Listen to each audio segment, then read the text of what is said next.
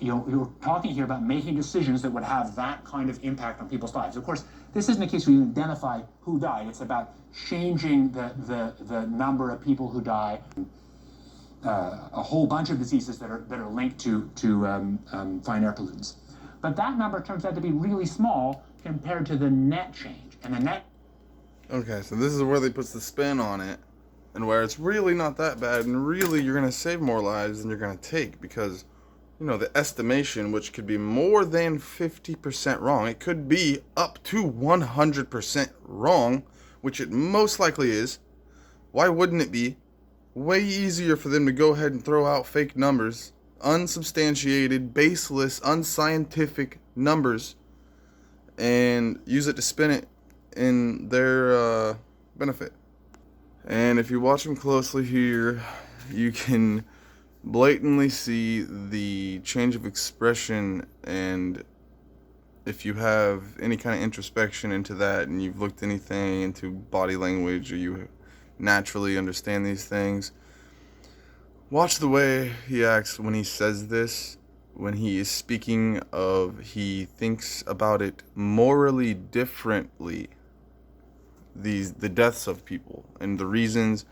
And the thing is, he talks about this in ways in which, okay, this reduces deaths from particulate matter and all this shit.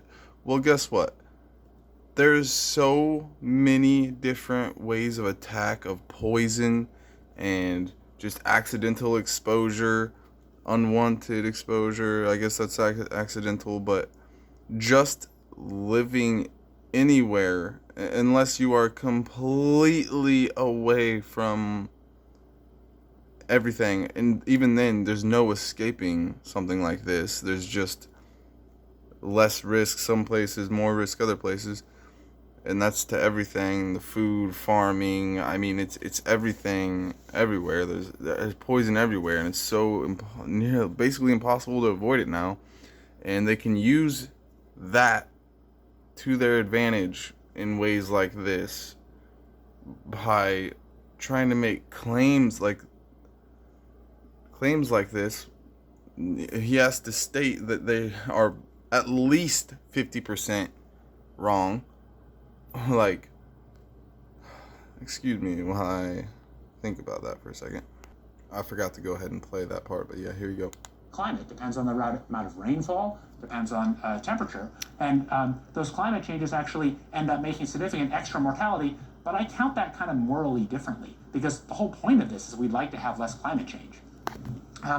So current global mortality, to give you a sense, from outdoor air pollution is of order 4 million. So all these numbers are really quite small compared to that. And then the real comparison that... All of these numbers are really quite fake compared to anything, and it's all made up and contrived and unscientific and baseless, and he literally admits this. I'm not slandering him. I'm not making any type of false claims. He said every number on here, especially when it comes to mortality, is at least 50% wrong. We want to make is, of course, compared to the benefits of this in reducing damages from climate change, and we'll get to that. This gives you some rough quantification of what some of the direct environmental harms we know about are. It is literally the same thing that you see in all the movies where there's some crazy scientist, and he talks about this sometimes as these ideas kind of sound like this, and every single time he circles back around to the fact that it's necessary, and they're not doing it quite yet, but it's completely necessary. We need to keep talking about it, and now I'm ranting too far, and I should have just kept playing the video. But I'm happy to answer more later. We're talking about something that would reduce sunlight at the ground level of order 1%. So would this reduce climate risks? Which one, how much? It'll definitely reduce global average temperature, but what does it do for the things we care about? So there's actually now quite a lot of evidence. There's been an order of 1,000 papers published on this topic. In some sense, there's been a kind of research taboo. We'll get to that. But there's some real evidence. And I'll show you results from a end of this one.